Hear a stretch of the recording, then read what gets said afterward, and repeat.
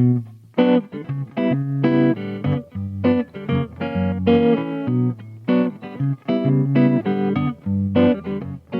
and welcome to Improvisations on Growth with Madhu, Einsiedler, business and life coach. We are continuing our journey discussing and exploring the changes that COVID-19 has forced us to witness these days. My name is Adina Ahiri, Madhu's discussion companion, based in South Florida, where the stay-at-home order is now in week 5 and will continue through May. As Madhu is experiencing week 6 of lockdown in Vienna, we got together virtually to share how the isolation has started to affect us in unexpected ways. In this podcast, we question the meaning of happiness, what does it mean to have an A life, why some people choose the familiarity of pain over happiness. Does growth have to stem from pain only? Why do we seem to connect so easily growth to pain? Listen and explore with us. I think your original question was, why can we only grow through pain and not through love? And I totally agree. We can take both routes. And there is actually a study out there, I think it was done in the 1990s or beginning 2000, I'm not sure, it's called Giving an A. So there was this college, and what they did is it was a musical college, and at the beginning of the school year, they told their students, everybody in the class will get an A at the end of the school year. And then they were monitoring the progress of the students.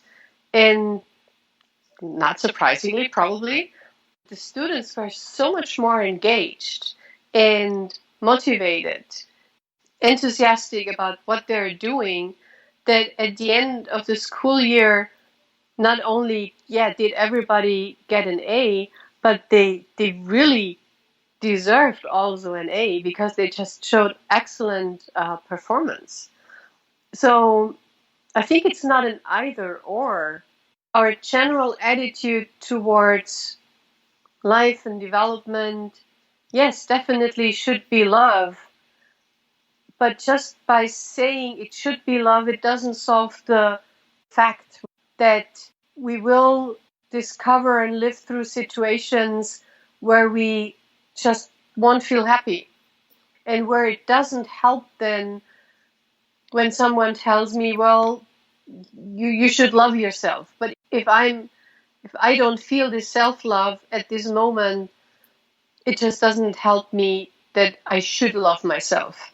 I'm not saying life is all butterflies and everything is fluffy. Maybe what I've noticed in discussions, it just seems to me like we're so much more conditioned to accept that path instead of choosing the other way. That's all I'm saying. We jump at testing each other and like accepting this reality. Life is not all pretty. Life is not like this. Life is not like this. As opposed to just saying, no, life can be good. Life is easy. Life is, even though it's not going to be everybody's life like that. All I'm saying is that maybe a shift in this mentality, long term, it will slowly get us closer to a better world. Let me rephrase what I think that I understood.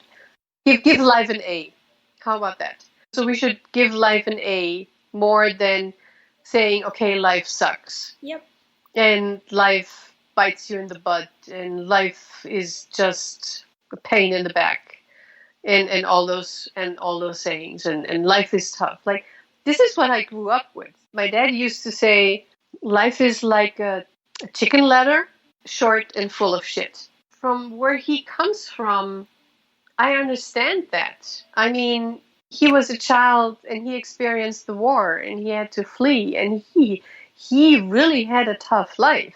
And there were no adults around who were able to cushion that for him. It was his way of, and I only learned that like a few years ago, and I only understood that really a few years ago, that was his way to expecting the worst and then let life surprise him. Because this is how he grew up, that life was just beating him up. over and over and over and over again.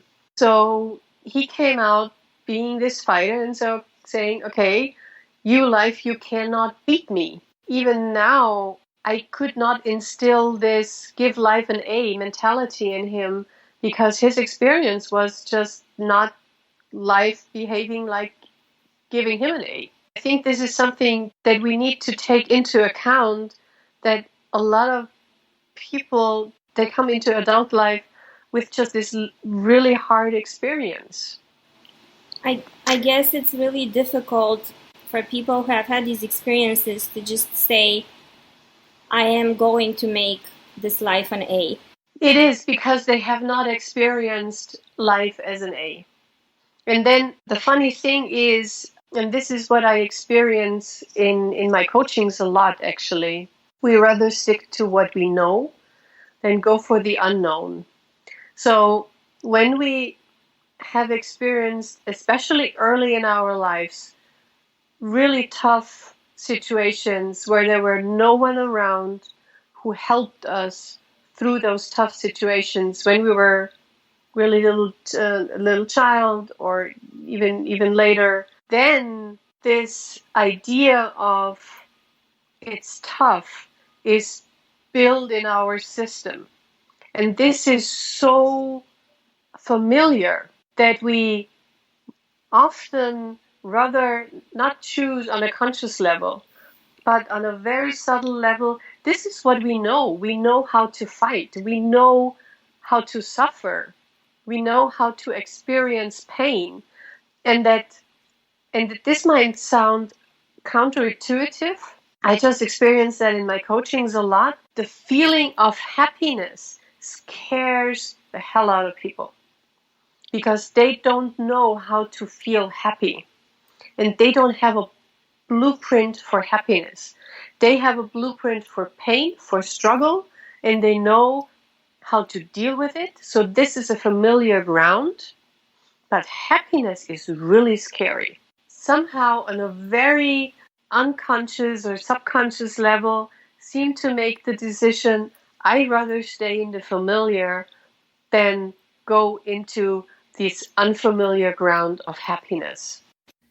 Thank you for listening. We hope that our improvisations have planted the seeds for the right questions and maybe even the right answers as they pertain to what is right for you and how you see your own happiness, especially during these challenging times.